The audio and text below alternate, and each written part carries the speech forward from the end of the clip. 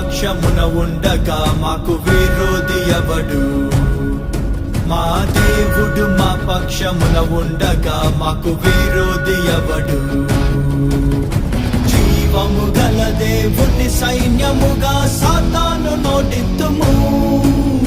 జీవము గల దేవుని సైన్యముగా సాతాను నోటిత్తుము.